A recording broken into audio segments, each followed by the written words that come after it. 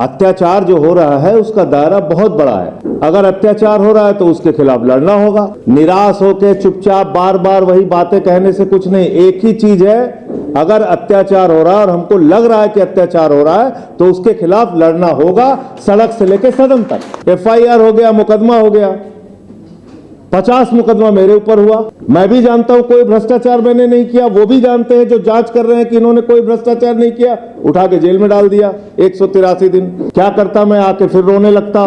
जिस दिन निकला उस दिन से फिर इनके खिलाफ बोलना शुरू किया। काम हमारा सिर्फ प्लेसेस ऑफ वर्शिप एक्ट को बचाना नहीं है, बल्कि हमारा इस मुल्क के अंदर उस अखलाक को, उस तहजीब को, उस भाईचारे को, उस संविधान को बचाना है जिसको कि बार बार तोड़ने की कोशिश की जा रही है। जिस मुल्क में इंसान को इंसान मार के जश्न मनाता हो और मंत्री हार पहनाता हो, आप कहते हैं कॉन्स्टिट्यूशन है। अफसोस यह है कि मेरे हिंदू भाई अफसोस तो कर रहे हैं, चुप्पी साधे हुए हैं। ये खौफ, ये डर कब तक दिल में रखोगे? आज मसाजिदों पे जो आफत है और जो कब्रिस्तानों पर है, उमर खालिद को बेल नहीं मिलेगी। लेकिन चीफ मिनिस्टर अगर ये बयान देगा तो किसी में हिम्मत नहीं है। अगर कुर्बानी देनी है तो पार्ट टाइम नहीं दी जाती, पूरा वक्त देना पड़ता है। जो हिंदू है वह वाकई खतरे में मोदी जी ने डाल दिया है, और जो हिंदू औरत है उसको और ज्यादा खतरे में डाल दिया है, क्योंकि हिंदू को उन्होंने मोहम्मद दीपक का नाम करने के लिए मजबूर किया है। और बात यह है कि आपको न कोई लड़ाई करनी है, न कोई झगड़ा करना है, न कोई फसाद करना है, अपने हुकूक के लिए खड़ा होना है। दोस्तों, पिछले कुछ वक्त से, या अगर हम कहें कि पिछले 11 सालों से जिस तरह से मुसलमानों, माइनॉरिटीज़ पर हमले हो रहे हैं, उनकी जगहों पर, उनकी वर्शिप की जगहों पर बुलडोज़र चलाए जा रहे हैं, अतिक्रमण का आरोप लगाकर तोड़ा जा रहा है, और फिर कुछ संगठन, कुछ लोग, कुछ गुंडे टाइप के लोग हथौड़ा, बल्ली लेकर खुद तोड़ने चले जाते हैं। ऐसे में अब मुसलमान क्या करे जब कहीं सुनवाई ही नहीं हो? जी हाँ, इसी सुनवाई के लिए एक सेमिनार हुआ। कुछ मुसलमान, कुछ माइनॉरिटी के लोग आए और उन्होंने इस पर चर्चा की कि भाई इसका क्या सलूशन है। इस पर मैं बात करने से पहले आपको बताऊं कि वहाँ पर हुआ क्या मीटिंग में। ये मीटिंग चल रही थी और लोग बात कर रहे थे, अपने दुख और दर्द को बता रहे थे। ऐसे में ही एक महिला अंदर घुसती है। पहले वो वहाँ पर एक ऑडियंस पर आरोप लगाने लगती है, चिल्लाने लगती है कि तुमने मुझे छेड़ा, तुमने मुझे यहाँ हाथ लगाया, तुमने मुझे यहाँ टच किया। लोग समझ नहीं पाते, लोग उस आदमी को ही गलत समझते हैं और उनको समझाकर कहते हैं कि गलती हो गई, माफ़ी मांगी जाती है और बात को वहाँ पर रोका जाता है। फिर बात आगे चलती है तो फिर वहाँ पे फिर बातें चल रही होती हैं। अचानक ये महिला फिर से उठती है और कहती है मुझे सवाल पूछना है, और ज़ोर ज़ोर से चिल्लाने लगती है। और वहाँ के आयोजक कहते हैं कि ये सवाल जवाब का सेशन नहीं है, यहाँ पर बताया जाता है। इसी बीच में बाहर में एक पत्रकार, और वो भी अंदर घुसने की कोशिश करता है, वो चिल्लाने लगता है वो भी। और फिर मामला ऐसा ख़राब किया जाता है कि जैसे ये सेमिनार को ख़राब कर दिया जाए। फिर उनको निकाला जाता है और फिर हकीकत सामने आती है कि वो सुदर्शन चैनल के अपने आप को पत्रकार बताते थे। तो मुसलमानों को एक तरफ तो इस तरह से प्रताड़ित किया जाता है कि आप देख रहे हैं आए दिन सड़क पर जो गरीब मुसलमान है उसको थप्पड़ों से मारा जाता है। जो पढ़े लिखे और जो उनकी जगहें हैं उन पे कानूनों का प्रेशर डाला जाता है, कोर्ट से ऑर्डर ले आए जाते हैं, एजेंसियां पीछे लग जाती हैं। और जब मुसलमान माइनॉरिटी एक जगह बात करते हैं तो इस तरह के पत्रकार घुस जाते हैं। पहले आप वो जो हल्ला मचा था वो वीडियो देख लीजिए, उसके बाद हम आज का वीडियो शुरू करते हैं। झूठे तुम लोग हो, झूठे तुम लोग हो, झूठे झूठे हो, झूठे हो, झूठे हो, झूठे हो, झूठे आप लोग हो। आप आगे प्रोग्राम खराब करा, आप प्रोग्राम खराब करा। Modi media, Modi media, Modi media, Modi media, go back Modi media, go back Modi media, go back Modi media, go back Modi media, go back Modi media, go back Modi media, go back Modi media, go back Modi media. Parliament member बैठ के बात करेंगे? 6 parliament member आकर आप लोग गोदी में लिया हो, आप लोग बीजेपी के दलाल हो, आप दलाल हो बीजेपी के, आप दलाल हो, देशद्रोही हो, तुम बर्बाद कर रहे हो देश को, तुम देशद्रोही हो, तुम लोग देशद्रोही हो, तुम जिहाद की बात हो रही है, तुम आ रही हो यहाँ पे, हम लोग देशद्रोही हो, और चुनाने का फायदा उठा रही हो तुम, फायदा उठा रही हो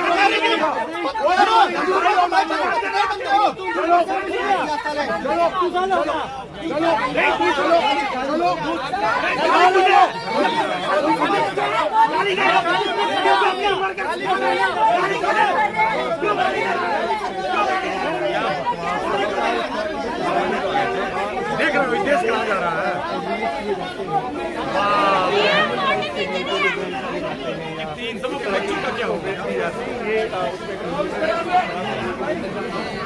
तो देखा आपने, ये हो रहा है आज कल देश की माइनॉरिटी के साथ। नमस्कार, मेरा नाम हैदर अब्बास नकवी है और आप लोग मुझको इस वक्त दा स्वतंत्र पर देख रहे हैं। अल्पसंख्यकों के धार्मिक स्थलों पर हमलों को लेकर उठी आवाज़ें। जी हां, कॉन्स्टिट्यूशन क्लब ऑफ इंडिया में आयोजित जनसुनवाई में देश भर से आए पूर्व जज, सांसद, वरिष्ठ वकील और सामाजिक कार्यकर्ताओं ने मस्जिदों, चर्चों, गुरुद्वारों और कब्रिस्तानों पर कथित हमलों और तोड़फोड़ पर चिंता जताई। आयोजकों ने कहा कि सभी गवाहियों को दस्तावेज बनाकर संबंधित प्राधिकरणों को सौंपा जाएगा ताकि संवैधानिक अधिकारों की सुरक्षा सुनिश्चित हो सके। इसी में संजय सिंह, आम आदमी पार्टी के राज्यसभा सांसद भी पहुंचे। उन्होंने कहा कि धार्मिक स्थलों पर हमले डर और ध्रुवीकरण की राजनीति का हिस्सा है। राज्यसभा सांसद संजय सिंह ने कहा है कि धार्मिक स्थलों को निशाना बनाना व्यापक भय का माहौल बनाने की कोशिश है। उन्होंने सवाल उठाया कि धार्मिक नारे मस्जिदों के बाहर क्यों लगाए जाते हैं। सिंह ने यह भी आरोप लगाया कि उनके खिलाफ कई मुकदमे दर्ज किए गए हैं। कानून का दुरुपयोग असहमति की आवाज़ दबाने के लिए किया जा रहा है। अदीब साहब और सभी सम्मानित अतिथिगण जो बैठे हुए हैं मंच पे और हमारे सामने जो बैठे हुए हैं साथी, अभी मुझसे पहले बाकी वक्ताओं ने अपनी बात कही। चिंता तो होती है, परेशानी होती है और जिन घटनाओं का जिक्र यहाँ पर हुआ वो निश्चित रूप से बहुत चिंता देने वाली बात है। लेकिन वो क्या सिर्फ आपके लिए चिंता का विषय है? सिर्फ ये कहा जाए कि भाई मुसलमानों को बहुत टारगेट किया जा रहा है, उनके ऊपर बहुत अत्याचार हो रहा है, क्या बात यहां तक रुक जा रही है, यहां तक सीमित है? इसका दायरा बहुत बड़ा है। अत्याचार जो हो रहा है उसका दायरा बहुत बड़ा है। और दूसरी बात यह है कि करें क्या? अगर अत्याचार हो रहा है तो उसके खिलाफ लड़ना होगा। निराश होकर चुपचाप बार बार वही बातें कहने से कुछ नहीं। एक ही चीज है, अगर अत्याचार हो रहा है और हमको लग रहा है कि अत्याचार हो रहा है तो उसके खिलाफ लड़ना होगा। सड़क से लेकर सदन तक लड़ना होगा। FIR हो गया, मुकदमा हो गया, 50 मुकदमा मेरे ऊपर हुआ। मैं भी जानता हूं कोई भ्रष्टाचार मैंने नहीं किया, वो भी जानते हैं जो जांच कर रहे हैं कि इन्होंने कोई भ्रष्टाचार नहीं किया, उठा के जेल में डाल दिया 183 दिन। क्या करता मैं? आके फिर रोने लगता कि साहब देखो 183 दिन जेल में डाल दिया और हमारा परिवार बड़ा परेशान हुआ, बच्चे बहुत परेशान हुए, माताजी बहुत परेशान हुए, पिताजी बहुत परेशान हुए। अब चलो चुपचाप घर बैठ जाओ, इनके आगे झुक जाओ। जिस दिन निकला उस दिन से फिर इनके खिलाफ बोलना शुरू किया। संसद में भी बोल रहा हूं, सड़क पे भी बोल रहा हूं। तो पहली बात तो यह है कि लड़ना पड़ेगा, ये मन बना लीजिए सब लोग, और मिलकर लड़ना पड़ेगा। GN साईं बाबा कौन थे?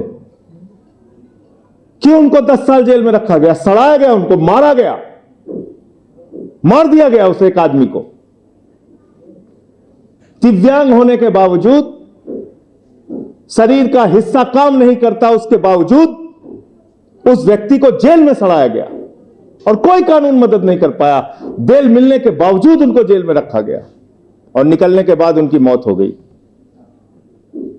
इस देश में भारतीय जनता पार्टी हिंदुस्तान नहीं है, याद रखिएगा, और नरेंद्र मोदी हिंदुस्तान नहीं है, और ये नफरत फैलाने वाले लोग हिंदुस्तान नहीं है। हिंदुस्तान है इस देश के 144 करोड़ लोग। ये चंद नफरत फैलाने वाले नेता देश नहीं है। जब कभी भी अत्याचार होगा बोलेंगे। संभल का मामला हुआ, कल बोला मैंने कि आपने जज का ट्रांसफर कर दिया। चर्चों पे हमला हुआ, कल मैंने पार्लियामेंट के अंदर बोला कि तुम चर्च के सामने जाके हनुमान चालीसा पढ़ते हो, मस्जिद के सामने जाके रामचरितमानस पढ़ते हो। अगर हनुमान चालीसा और रामचरितमानस पढ़ना है तो हनुमान जी के मंदिर में जाइए, राम जी के मंदिर में जाइए और आशीर्वाद लेके आइए। देश के लिए कुछ वहां पे प्रार्थना कीजिए। लेकिन ये देश, अगर हम लोग ये मान लेंगे कि देश के अंदर चंद गुंडागर्दी करने वाले लोग देश हैं, तो वो देश नहीं है। इस देश में वो नौजवान भी है जो कहता है मेरा नाम मोहम्मद दीपक कुमार है। ऐसे लोग हैं। ये बात हमें समझनी पड़ेगी, और इस बात को अगर हम नहीं समझेंगे तो हम गलत दिशा में आगे बढ़ेंगे। वक्फ का बिल आया, उस कमेटी में मैं भी था। जितने भी कमेटी में सामने लोग आए होंगे, माइनॉरिटीज ग्रुप, जितने भी हमारे लोग आए होंगे वक्फ से जुड़े हुए कमेटियों के, मुझे अपने आप बताने की जरूरत नहीं कैसे उस लड़ाई को आदिफ साहब भी आए थे, पूछे इनसे कैसी लड़ाई लड़ा। पार्लियामेंट में वोट होना हुआ उस समय कैसी लड़ाई लड़े हम लोग। ठीक है, आज संख्या में वो ज्यादा है, डेमोक्रेसी में ये चीजें हैं, कुछ चीजें वो अपनी मनमानी कर रहे हैं। लेकिन मुझे लगता है कि इसका दायरा बहुत बड़ा है। अत्याचार का दायरा बहुत बड़ा है। हमले होते हैं धार्मिक स्थानों पे, मुस्लिमों के धार्मिक स्थानों पे, सिखों के धार्मिक स्थानों पे, चर्चों पे हमले होते हैं। लेकिन मणिकर्णिका घाट भी तोड़ा जाता है, और उसका मामला जब संजय सिंह उठाते हैं तो उस पर भी मेरे खिलाफ एफआईआर हो जाती है। उस पर भी एफआईआर हुई। दाल मंडी तोड़ा गया, वहां मुसलमानों की संख्या कुछ ज्यादा है। उसके बाद संत रविदास गेट के सामने की सारी दुकान तोड़ दी गई। जो बनारस को जानते होंगे, बनारस के हमारे साहब बैठे हुए हैं, इमाम साहब, पूछिए इनसे। इमाम साहब गलत कह रहा हूं तो मेरा माइक रोक दीजिएगा।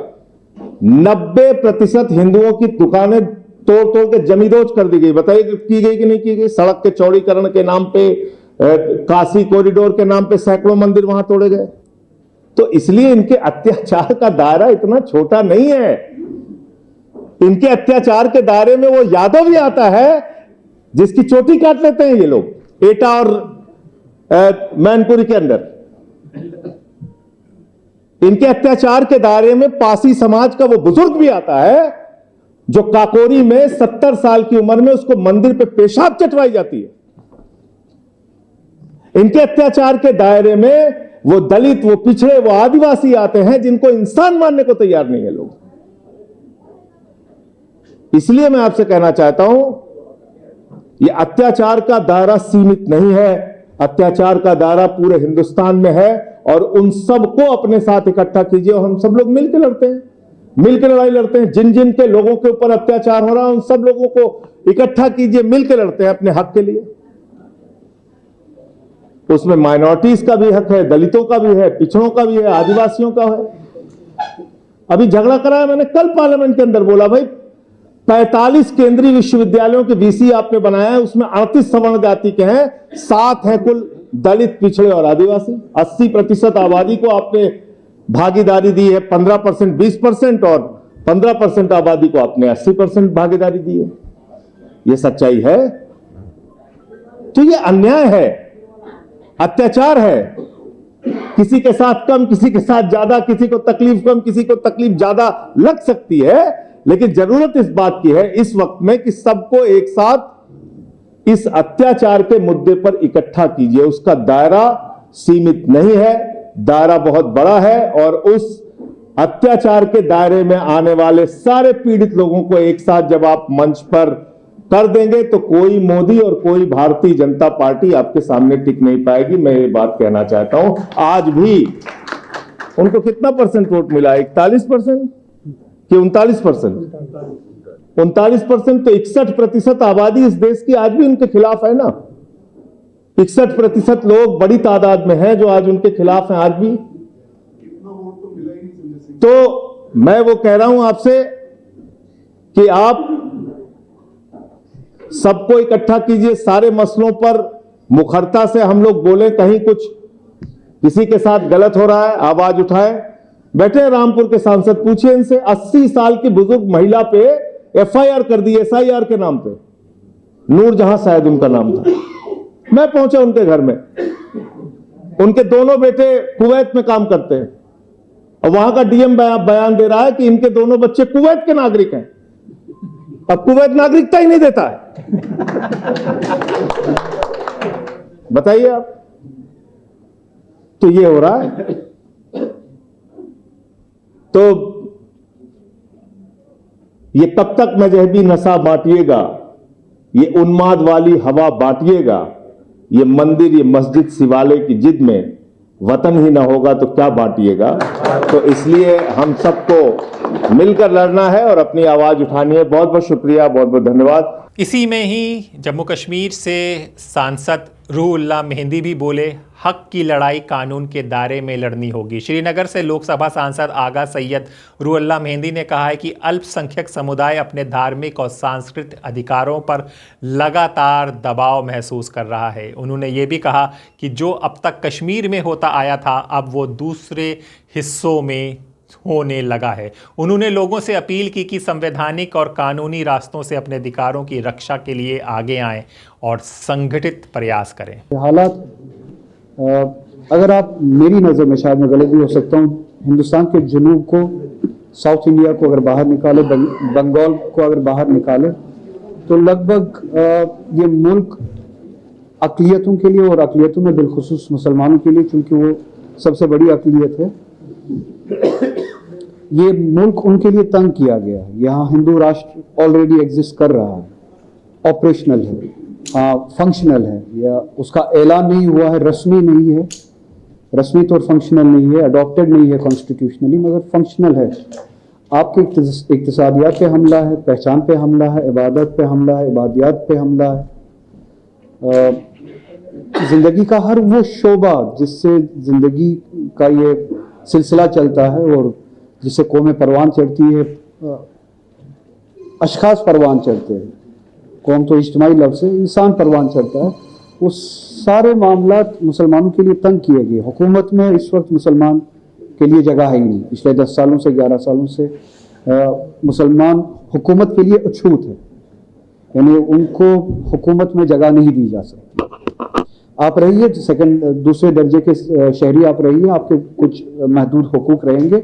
अगर आप उन महदूद हुकूक में राजी हैं तो ठीक है। अगर आप उन महदूद हुकूक में राजी नहीं, अगर आप बात करते हैं अपने हुकूक के बारे में, आप पे लाठी बरसाई जाएगी। वो लाठी लिटरली भी लाठी होगी, और वो अदालत के जरिए भी और पुलिस के जरिए भी वो लाठी होगी, लीगली भी वो लाठी होगी, हुकूमत के जरिए भी वो लाठी होगी।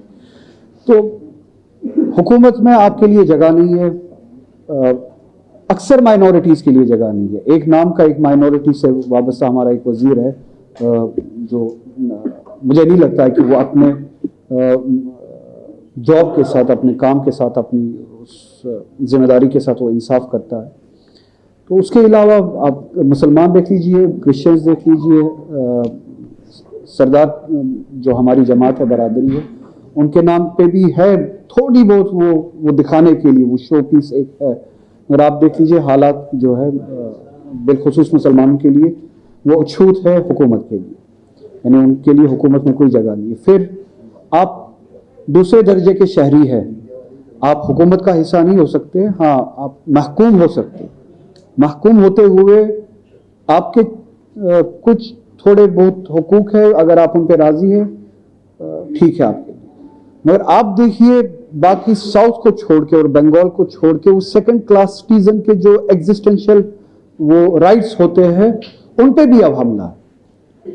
वो आपकी माश इकोनॉमी पे, एक चीफ मिनिस्टर, एक constitutional post, sitting chief minister ऐलानन ये कहता है कि न सिर्फ मुसलमानों का इकोनॉमिक बायकॉट किया जाए, बल्कि उन पे जरर और नुकसान इंपोज किया जाए, जहां पे उनकी उजरत 5 रुपए बनती है उनकी उजरत को कम करके सिर्फ 4 रुपए दिए जाए। और ये कॉन्स्टिट्यूशनल पोस्ट पे बैठा हुआ एक सिटिंग चीफ मिनिस्टर कहता है कि अगर मुसलमान की मेहनत का उसकी उजरत 5 रुपए बनती है, उसे 5 रुपए ना दे, आप 4 ही रुपए दे, 3 ही रुपए दे, ताकि उसे इकोनॉमिकली उस पर जख्म पहुंचाया जाए, इक्तिसादी तौर पर उसे जख्म पहुंचाया जाए। और कश्मीर में इस बात का, हालांकि मैं उसका मुखालिफ हूं, कल भी वो बात मैंने कहीं पे की, एक सैडिस्टिक, वो राजी नहीं है इन हालात से, मगर वो एक सैडिस्टिक, वो आप कह सकते हैं कि एक छोटी सी अक्सरियत, ये अकलियत है कश्मीर में जो सैडिस्टिक, इसमें से वो सेटिस्फेक्शन लेती है। अब इनको पता चलेगा कि हमारे साथ क्या गुजरा, इनने कभी हमारे बारे में बात नहीं की, इनने कभी हमारे मामलात के बारे में संजीदगी नहीं दिखाई, अब इन पे भी गुजर रही है। ये कश्मीर में शायद एक छोटी सी मिनिस्क्यूल माइनॉरिटी है, वो इन हालात को इस तरह से देखते हैं कि अब जो हम पे गुजरी थी अब इन पे गुजरेगी और गुजर रही है। शायद इनको एहसास हो कि कश्मीर पे क्या गुजर रही थी, अब शायद इनको एहसास हो कि इनकी गलतियां कहां पे थी। मैं उसमें राजी नहीं हूं, मैं समझता हूं कि यहां से कोताहियां हुई और बेशक हुई, जो माइनॉरिटीज है मेजॉरिटी भी है। ये हिंदुस्तान एक वोकल माइनॉरिटी की मीरास नहीं है, जागीर नहीं है। ये जो राइट विंग एक्सट्रीमिस्ट मेजॉरिटी में जो दिख रहे हैं हमें, वो हिंदू में भी मेजॉरिटी में नहीं है। हाँ, वोकल एक माइनॉरिटी है हिंदू में, जिन्होंने कंसोलिडेट किया अपने फोर्स को, उनको छोड़ के हम नहीं चाहते कि किसी के साथ ज्यादती हो, चाहे वो मुसलमान हो, चाहे वो हिंदू हो, चाहे वो क्रिश्चियन हो, चाहे वो सिख हो, चाहे वो कोई हो। मगर आप देखिए जो कश्मीर पे गुजर रही थी वो अब मुसलमान के साथ दूसरे इलाकों में भी गुजरती। आपको इंतजामियात से बाहर किया जा रहा है, एडमिनिस्ट्रेशन से बाहर किया गया है, आपकी इकोनॉमी को हर्ट किया जाता है, आपकी आइडेंटिटी को अटैक किया जाता है। आपकी न सिर्फ इकोनॉमी को बर्दाश्त नहीं किया जाएगा, पहले आपको हुकूमत में बर्दाश्त नहीं किया जाएगा, फिर उसके बाद आपकी इकोनॉमी को बर्दाश्त नहीं किया जाएगा, उसके बाद अगर सिर्फ आप अपनी आइडेंटिटी लेते घूमें, इकोनॉमी है नहीं आपकी, हुकूमत के मामलात में आपका अमला दखल है नहीं, अब आपकी आइडेंटिटी बची है, उस आइडेंटिटी पे भी हमला किया जाता है। चाहे वो कश्मीरी 17 साल का एक नौजवान क्यों ना हो उत्तराखंड में, चाहे अखलाक नाम का बुजुर्ग क्यों ना हो, चाहे वो संबल क्यों ना हो, चाहे इस तरह की कितनी लिंचिंग्स क्यों ना हो, ये इकोनॉमिक लिंचिंग्स है, ये आइडेंटिटी पे लिंचिंग है। इकोनॉमी तो उससे ऊपर है, आपकी इकोनॉमी को तबाह कर दिया गया, उसके बाद आती है आपकी आइडेंटिटी, उसको भी बर्दाश्त नहीं किया जाता। It is a functional right wing Nazi Hindutva society functioning. उसके बाद आपका क्या बचता है? आप ज्यादा से ज्यादा हर जगह से मायूस होकर एक जगह पे, और जो कामिल शेल्टर है, जो कामिल वो जगह है जहां से न सिर्फ आपको सुकून मिलता है बल्कि हिम्मत भी मिलती है, उम्मीद भी मिलती है। आप अपने दीन की तरफ मुड़ते हैं, आप वो हिम्मत फिर खुदावंद ताला की बारगाह में ढूंढते हैं। आपके उस इदारे पे भी हमला है, खुदावंद ताला के बारगाह पे भी हमला है, जिस हवाले से आज यहाँ पे जिक्र हो रहा है। आपकी आइडेंटिटी, आपकी सिटीजनशिप दूसरे दर्जे की सिटीजनशिप की लेवल पे आपकी इकोनॉमी बर्दाश्त नहीं की जाएगी, वो भी खत्म की जाएगी। उसके बाद आपकी बचती है आइडेंटिटी, उस पर भी हमला किया जाएगा। उसके बाद आपका बचता है एक सुकून की जगह, एक रिफ्यूज की जगह, वो इबादत गाह, वो भी बर्दाश्त नहीं किया जाता और उस पर भी हमले किए जाते हैं। ये सब फंक्शनल है, ये सब ऑपरेशनल है। इसके बाद किस हिंदुत्व राष्ट्र की आप बात कर रहे हैं या इंतजार कर रहे हैं? मैं कह रहा हूं, अर्ज कर रहा हूं, बंगाल को आप निकाल दीजिए और जनूब साउथ के कुछ रियासतों को आप निकाल दीजिए। ये हकीकत है इस वक्त हिंदुस्तान की मुसलमानों के लिए और दूसरी माइनॉरिटीज के लिए। पिछले क्रिसमस पे आपने देखा कि ईसाइयों के साथ क्या हुआ और किस जरूरतमंदी के साथ हुआ। कोई इस बारे में जिक्र क्यों नहीं करता है? आप सोशल मीडिया देख लीजिए और आप उन गुमराह जवानों की हरकतें देख लीजिए। हुजूर की शान में किस हद तक गुस्ताखियां होती है, गालियां दी जाती है, उसको पैट्रनेज देती है गवर्नमेंट, पुलिस, अदलिया, या ये सारे जो चेकर्स है, जो चेक एंड बैलेंस रखते हैं कॉन्स्टिट्यूशन के हवाले से, वो सारे तमाशा देख रहे हैं, बल्कि एनेबल करते हैं। इसके बाद आप किस दिन का इंतजार कर रहे हैं कि आपको बताया जाए कि आप रस्मन एक हिंदुत्व राष्ट्र में? मैं आपसे सिर्फ इतनी गुजारिश करना चाहता हूं कि जिस दिन के खौफ से हमें डराया जाता है कि हम इस मुल्क को उस चीज में तब्दील करेंगे और हमें डराया जाता है, दर हकीकत वो लागू हो चुकी है, वो अमल में है, वो प्रैक्टिस में है। हमारी जिम्मेदारी है अब इन बातों से बाहर आ जाए। कमेंट्री बहुत होगी, मैंने भी अभी जो किया ये कमेंट्री है, ये हो रहा है, आप भी जानते हैं, मैं भी जानता हूं, हम सभी जानते हैं, मेरे बाद भी आने वाले बात करेंगे, वो कमेंट्री है, ये सब जानते हैं। इलाज क्या है, रास्ता क्या है? अगर अदीब साहब जैसे या हमारे ऐसे साथी नजीब जंग साहब जैसे इस उम्र में अगर ये उठ सकते हैं, हरकत कर सकते हैं, हमारे जवान रीलों के साथ, सोशल मीडिया के साथ बिजी क्यों है, बाइक्स के साथ बिजी क्यों है, पान के साथ बिजी क्यों है? हमारे नौजवान रात भर बिरयानी के साथ बिजी क्यों है, गोश्त के साथ बिजी क्यों है, अपने माश के साथ बिजी क्यों है?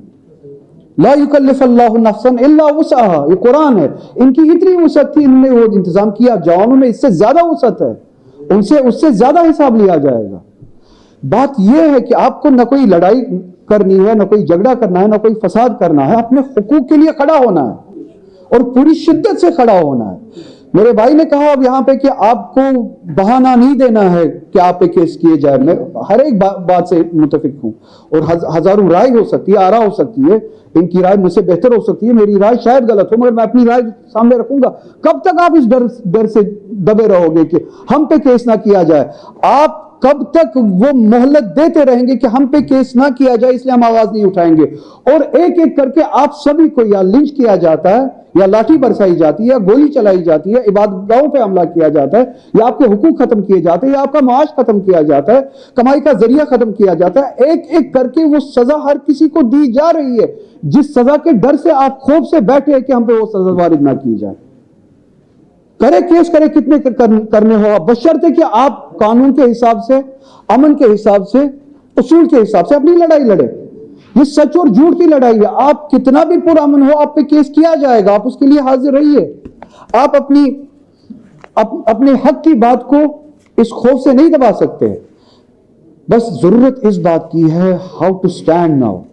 कमेंट्री हो गई, बहुत कमेंट्री हो गई। हाउ टू स्टैंड नाउ, उसूल के लिए, जस्टिस के लिए। किसी मुसलमान के लिए खड़े मत होइए, किसी क्रिश्चियन के लिए खड़े मत होइए, किसी ईसाई के लिए खड़े मत होइए।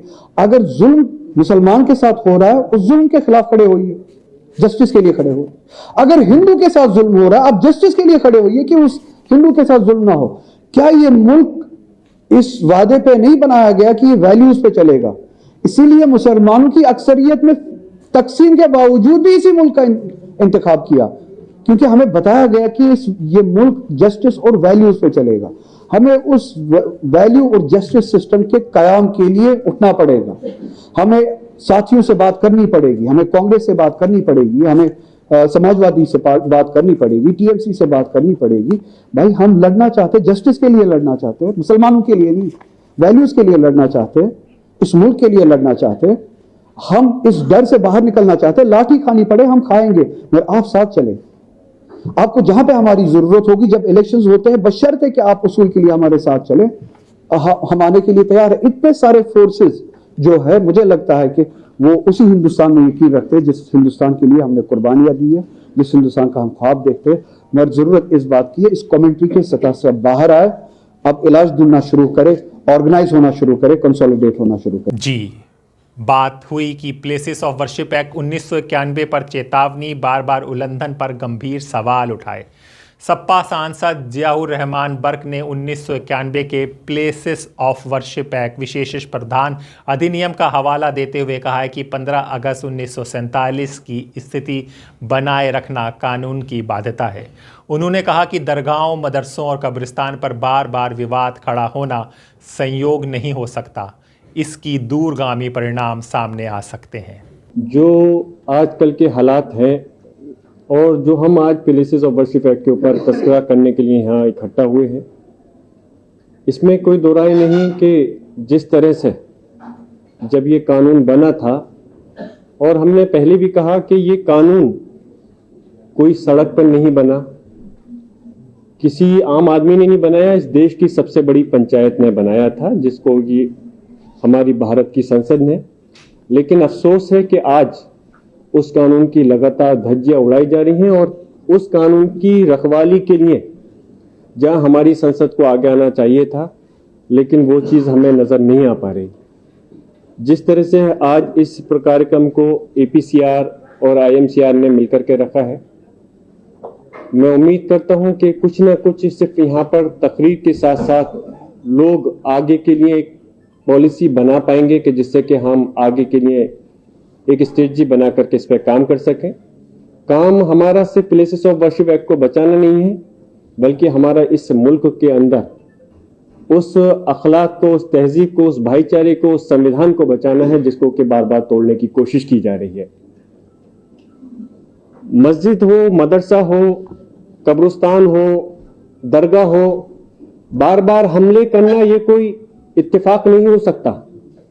अगर एक बार दो बार कोई घटना हुई तो हम मान सकते हैं कि इत्तेफाक हो गया, लेकिन बार बार उस चीज को दोहराना ये यकीनन एक खतरनाक साजिश है। और इस साजिश को हमें रोकने के लिए, नाकाम करने के लिए सबको एक साथ होना होगा। याद रखना, ये आजादी हमारी जो मजहब की आजादी है, ये सिर्फ हमारा मजहब आजादी नहीं देता, बल्कि हमारा संविधान का आर्टिकल 25 हमें इजाजत देता है कि हम किसी भी अपने मजहब को माने, उसको इख्तियार करें और उसका हम प्रचार करें। प्रचार करने की आजादी तो बहुत दूर की बात है कि आज हम अपने इबादत गांव की हिफाजत ही नहीं कर पा रहे। प्लेसेस ऑफ वर्शिप एक्ट में साफ तौर पे ये कहा गया कि जो कोई भी धार्मिक स्थल, वो कोई मस्जिद के लिए नहीं है। यहां पे मेरे दूसरे समाज से भाई भी ताल्लुक रखते हैं, हमारे आपके बीच में कोई झगड़ा नहीं है। झगड़ा हमारा उनसे है जो इस हमारे मजहब के लोगों को की इबादत गाहों को टारगेट करके तोड़ना चाहते हैं और जो हमारे इस मुल्क को तोड़ना चाहते हैं। हमारी लड़ाई उन लोगों से है। और जिस तरह से हमारा वर्शिप एक्ट में कहा गया कि कोई भी धार्मिक स्थल अगर 1947 से को जो अपनी स्थिति में है उसके में कोई बदलाव नहीं किया जाएगा। लेकिन अफसोस है उसके बाद में भी कि उसके अंदर कोई भी आदमी, चलता फिरता आदमी आज एक प्रार्थना पत्र, एप्लीकेशन, रिट दाखिल करता है और उसके बाद में उस पर सर्वे की भी इजाजत दे दी जाती है। ये मेरा अधिकार है कि मैं यहां पर खड़ा हूं अगर अपने आजाद मुल्क के अंदर, तो मैं इस चीज को अपनी जिम्मेदारी से कह सकता हूं कि अगर सरकार गलत कर रही है तो उसके ऊपर भी उंगली उठा सकता हूं, और अगर कभी कोई माननीय न्यायपालिका का कोई जजमेंट है तो उससे मैं इत्तेफाक भी रख सकता हूं। यही हमारी मुल्क की आजादी है, यही खूबसूरती है और यही हमारा संविधान है। लेकिन जिस तरह से बार बार इन चीजों को दोहराया जा रहा है, अगर हम लोग नहीं समझेंगे तो फिर आने वाली नस्लें, याद रखना, हमें कभी माफ नहीं करने की है। जिस तरह से आप ये मत सोचिए कि सिर्फ आज मुसलमान या उनकी इबादत गाहें खतरे में हैं। 25 दिसंबर को याद रखिए, उस समय क्या हमारे सिख समाज, ईसाई समाज के जो हमारे भाई हैं, क्या उनके चर्च पर हमला नहीं हुआ? याद रखना, जब नफरत बढ़ जाती है तो वो फिर कभी किसी धर्म को नहीं देखती।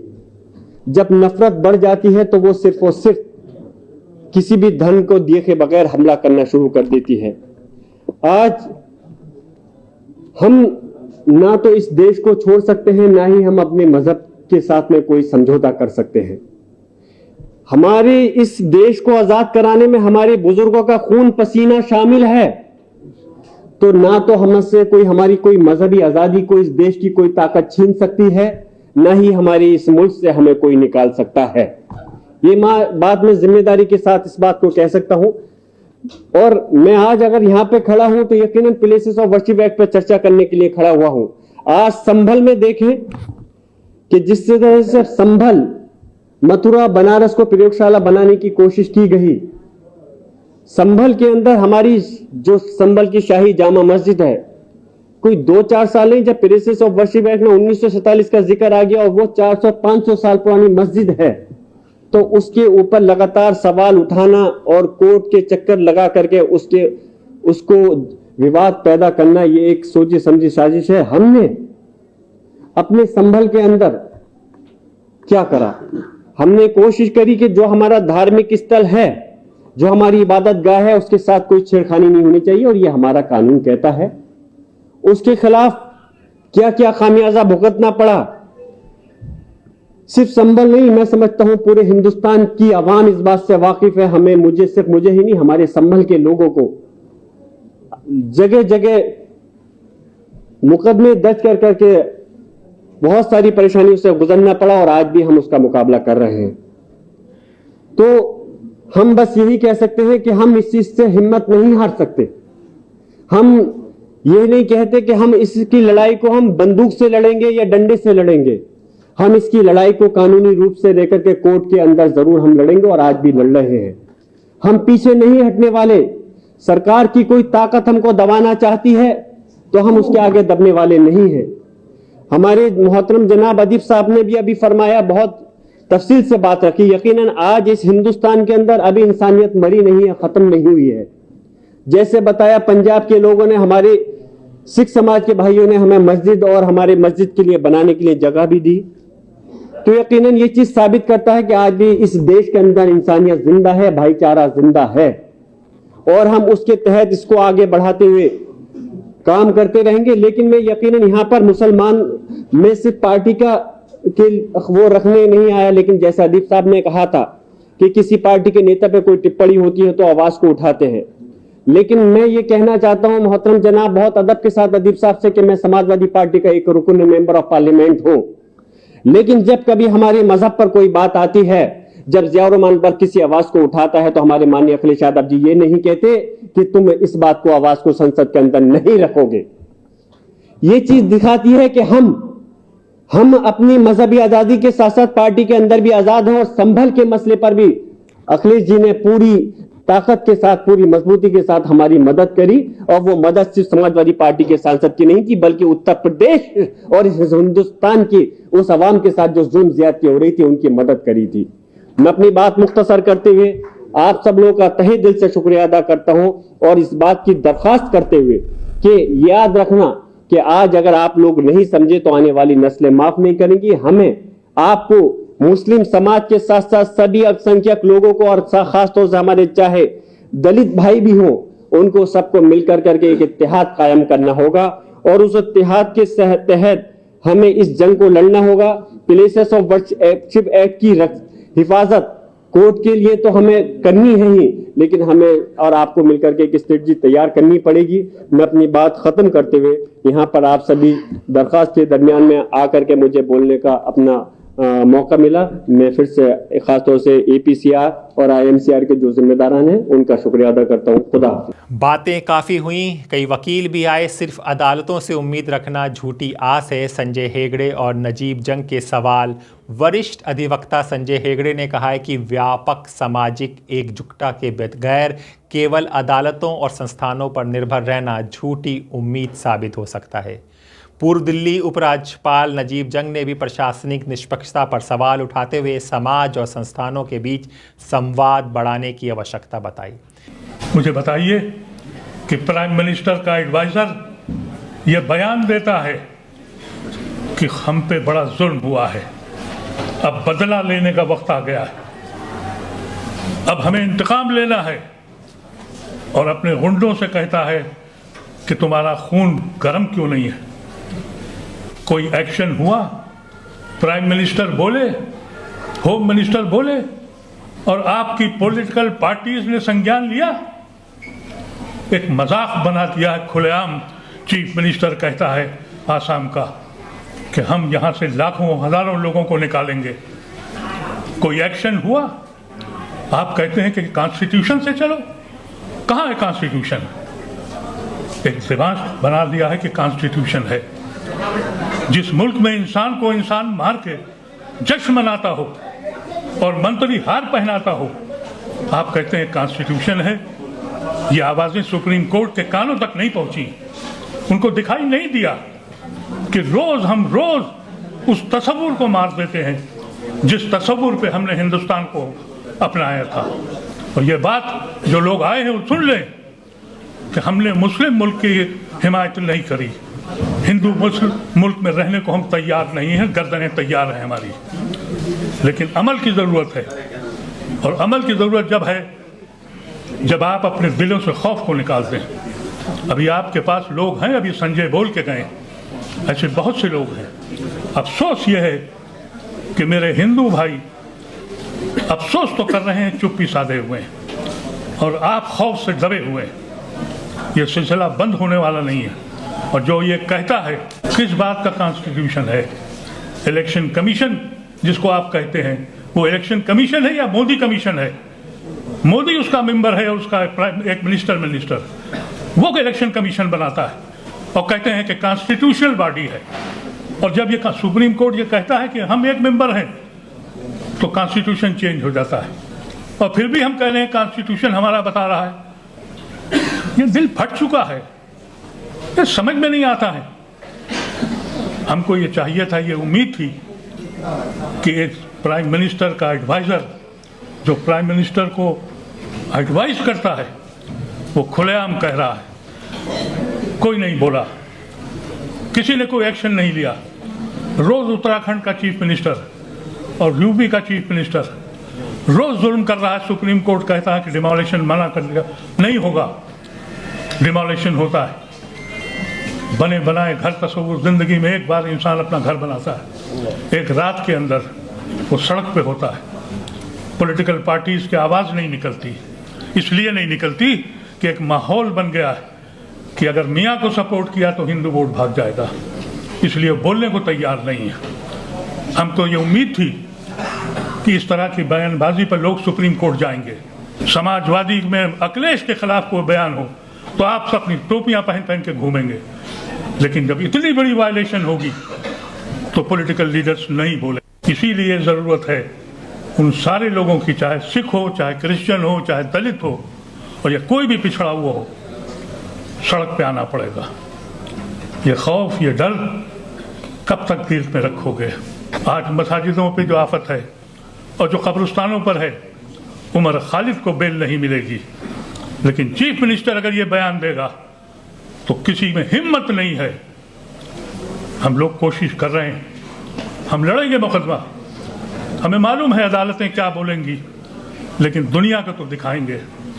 अदालत जो फैसला करती है, सुप्रीम कोर्ट जो कहती है, ज़बान से तो हमको कहना पड़ता है, लेकिन दिल नहीं मानता। और जो फैसला दिल नहीं मानता वो इंसाफ नहीं है, वो मुनसिफ नहीं है वो लोग। मुझे सबसे ज़्यादा तकलीफ अपने सुप्रीम कोर्ट और अदालतों से है। बच्चों की ज़िंदगियाँ 5-5 साल तुमने गाड़ दी ये इल्ज़ाम लगाकर कि ये आतंकवादी है। और एक बात और हकीकत है कि आज़ाद हिंदुस्तान के बाद चाहे कांग्रेस हो या कोई पार्टी हो, उसने हम पे एतबार नहीं किया। सबसे पहले हमारे मदरसों को घेरा, हमें मुसलमान होने के नाम पर हमें हमेशा मशकूक रखा, लेकिन कम से कम ये सितम नहीं किया जो आज हो रहा है। और उसकी वजह यह है कि हमने अपनी क़ुव्वत का मुजाहरा नहीं किया, अपने सरों को गिनाया नहीं। हम सब कुछ कर लें, हमें हिम्मत नहीं है कि हम इस हाल के बाहर एक जलसा कर सकें। इसलिए नहीं कि हमारे पीछे कोई नहीं है। यकीन मानिएगा, अगर कोई कौम जिंदा होती तो इस वक्त यहाँ नहीं, ये जो मैदान है रामलीला का, यहाँ सरों की गिनती होती है। लेकिन हम सिर्फ ये कह रहे हैं फलां मस्जिद गिर गई, फलां बयान हो गया, इससे कैसे चलेगा? अरे आपके साथ सिख लोग मौजूद हैं, आपके साथ क्रिश्चियन यहाँ बोल के गए हैं, आपके साथ न जाने कितने सेकुलर हिंदू हैं। हिम्मत तो दिखाइए, सरों को तो गिनाइए। ये कैसे लोग हैं? वजह यह है, इनको मालूम है इन गुंडों को ये अकेले नहीं चलते हैं। अभी एक नेक बंदा, उसने उत्तराखंड में एक दुकान को बचाया, उसने अपना नाम मोहम्मद दीपक रख दिया। उसको लूटने, उसको मारने के लिए जब गए, वो फोटो देखिए, पुलिस साथ जा रही है, गुंडे साथ चल रहे हैं और पुलिस सबसे बड़ी गुंडा बन चुकी है। जिस मुल्क में पुलिस बेईमान के साथ मुतासिब हो जाए वो समाज बनता नहीं है, वो मुल्क टूट जाता है। ये मुल्क तोड़ने के चक्कर में आ गए हैं और हम हैं कि अभी सिर्फ बातें कर रहे हैं। ये मसला आज सुबह इस बात पे डिस्कस हुआ कि जो भी मसाजिदें, कब्रिस्तान और जो भी रिलीजियस जगह हैं, हमारी हों, क्रिश्चियंस की हों, सिख भाइयों की हों, जिसकी भी हों, हम एक साथ खड़े हों, अपनी क़ुव्वत का मुजाहरा करें और डरना बंद कर दीजिए। और एक बात याद रखिएगा, अगर कुर्बानी देनी है तो पार्ट टाइम नहीं दी जाती है, पूरा वक्त देना पड़ता है। कोई हुकूमत हो, कोई बात सबूत हो, जब तक आप पूरी कुव्वत के साथ वक्त नहीं लगाएंगे, ज़्यादा लोग नहीं चाहिए, 200 लोग खड़े हो जाइए, सिर्फ 200 लोग। इसी दिल्ली में केजरीवाल 50 आदमी कमिटेड लेके खड़ा हुआ और हाकिम वक्त बन गया। हम 200 आदमी इकट्ठा नहीं कर पाए। हम लोग कोशिश करते हैं और हमारे दिल से पूछिए कि हमारे दिल में क्या आग लगी। हुकूमत से नहीं, अपनी कौम से आग लगी हुई है। बेहिसी की चादर ओढ़ रखी है उन्होंने, खौफ से डरे हुए हैं। ये नहीं मालूम उन्हें कि उनके आने वाली नस्लें क्या करेंगी। उनको ये मालूम होना चाहिए था। हम वो लोग हैं जिसने अपने खून को बांटा था।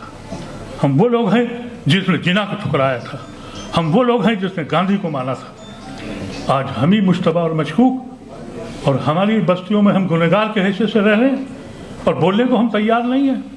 मैं समझता हूँ ये जो आज आप तशरीफ़ लाए, पूरा वक्त दिया, कमिट कीजिए, हर मौके पर हर जगह मुकदमे दायर करिए, इनको परेशान करिए, इसलिए कि जहाँ जहाँ हो हर ज़िले में बोलिए।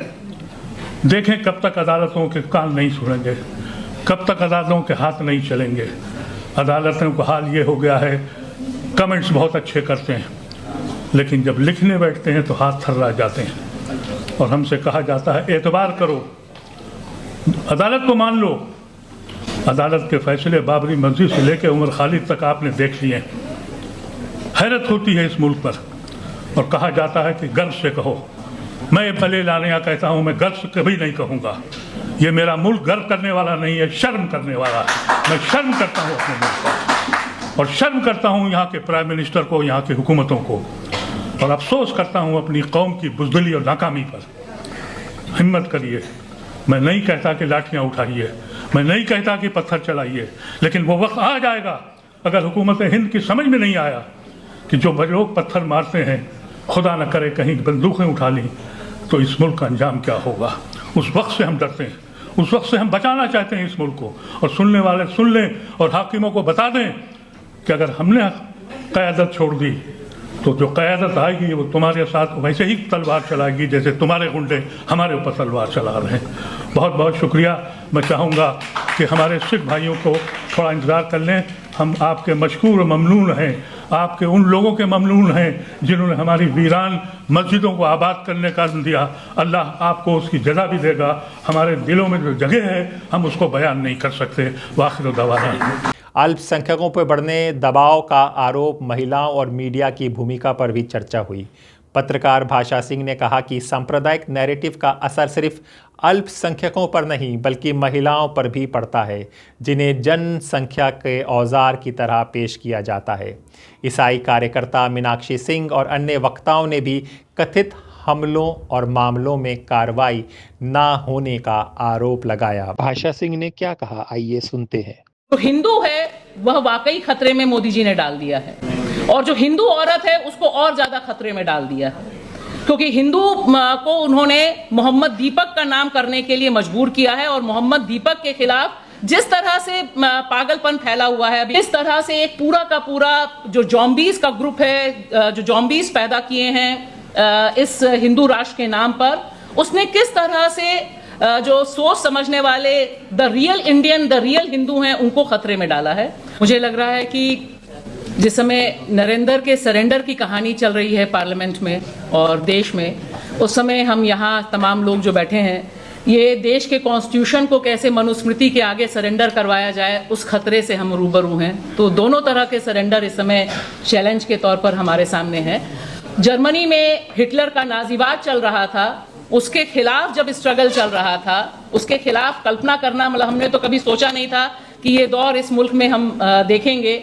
उस समय जो स्ट्रगल चला, जो डॉक्यूमेंटेशन हुआ था, अगर वो डॉक्यूमेंटेशन नहीं हुआ होता तो शायद आज भारत में हम ये तुलना नहीं कर सकते थे कि उस दौर में क्या हो रहा था और आज के दौर में क्या हो रहा है। तो इस तरह की गैदरिंग करना, मैं जो ऑर्गेनाइजर्स हैं उनको दिल से शुक्रिया अदा करती हूँ कि आपकी यह जो कोशिश है, यह कोशिश दरअसल जो जख्म तमाम जगहों पे बिखरे हुए हैं और उन जख्मों को कैसे ठीक किया जा सकता है, उनके दुख को कैसे सतह पर लाया जा सकता है, बातचीत हो सकती है, क्योंकि दुख जब गहरा होता है तब डायलॉग होना बहुत जरूरी होता है, क्योंकि दुख एक खौफ पैदा करता है। और मुझे लगता है देश की राजधानी दिल्ली में हम हैं और अभी भी शर्जिल जेल में हैं, उमर खालिद जेल में हैं और देश की जो सबसे बड़ी अदालत है उसका हुक्म है कि वो जेल ही में रहने चाहिए।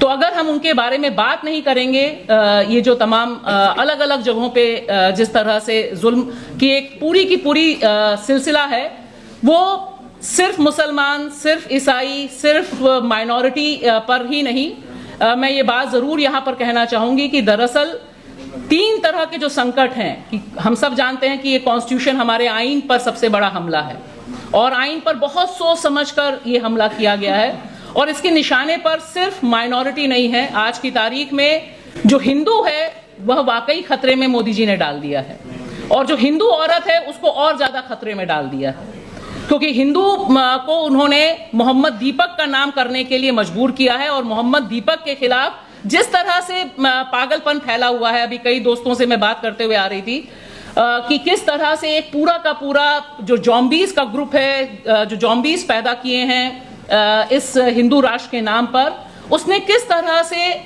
जो सोच समझने वाले the real Indian, the real Hindu हैं, उनको खतरे में डाला है।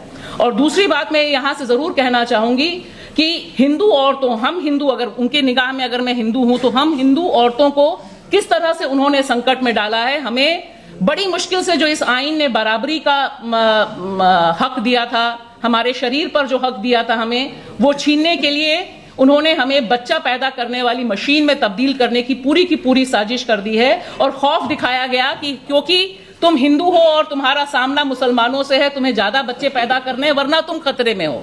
तो संकट बहुत चौतरफा है, लेकिन इसका कहने का मतलब ये नहीं है कि जो माइनॉरिटी पे और खास तौर से मुसलमानों पर जो हमला है वो उसको जो एक नॉर्मलाइज कर दिया है, वह नॉर्मलाइज जिस तरह से किया गया है उसके खिलाफ आवाज उठानी जरूरी है। साथ ही साथ मैं यह भी कहना चाहूंगी कि मैं जिस पेशे से आती हूं, मैं मीडिया कर्मी हूं, सहाफी हूं, मुझे बड़ी शर्मिंदगी महसूस होती है कि मैं मीडिया को रिप्रेजेंट करती हूं या अभी भी काम कर रही हूं, क्योंकि मीडिया इस जॉम्बीज का, इस नफरती गैंग का स्पोक्स पर्सन हो गया है और जिस तरह से नफरत फैलाने का काम देश के कोने कोने में अलग अलग ढंग से जो कॉरपोरेट मीडिया है, जो गोदी मीडिया है, वो कर रहा है, वह भी जमहूरियत के लिए एक बड़ा खतरनाक सिलसिला है। इसमें 2 चीजें हुई हैं कि एक तरफ वह मीडिया है और दूसरी तरफ यह मीडिया है। अगर वह मीडिया इतना ज्यादा जॉम्बीज का स्पोक्स पर्सन ना हुआ होता, नफरती गैंग का स्पोक्स पर्सन ना हुआ होता, तो शायद आज हमारे सामने जो सोशल मीडिया, जो यूट्यूबर्स हैं, जिनकी एक पहुंच और पूछ बहुत तगड़ी बढ़ी है, वो हमारे सामने इस तरह से ना आई होती। और एक अंतिम बात मैं कहूंगी, समय कम है लेकिन 2 चीजें मुझे कहनी बहुत जरूरी हैं कि आखिर क्यों जरूरी है इन तमाम जो अलग अलग इंसिडेंट हैं उनको एक साथ पेश करने की, क्योंकि इंसिडेंट रुक नहीं रहे। सिर्फ संभल पे बात कीजिए, अभी आते आते आपको एक और इंसिडेंट दिखाई देगा। अभी आप ईसाइयों पर हमले के लिए क्रिसमस पे जाने की जरूरत नहीं, अभी 1 फरवरी को भी चर्च जलाया गया। ये जो सिलसिला है, यह सिलसिला एक सुनियोजित साजिश के तहत है। दरअसल उनकी पूरी कोशिश है कि जो नरेंद्र का सरेंडर इकोनॉमिक लेवल पर है, इंटरनेशनल लेवल पर है, वहां पर से आप हटाकर एक पूरी ब्रिगेड ऐसे तैयार करें जो सिर्फ और सिर्फ हिंदू मुसलमान, हिंदू ईसाई, बुर्का आदि इत्यादि पर डिबेट में इंगेज रहे।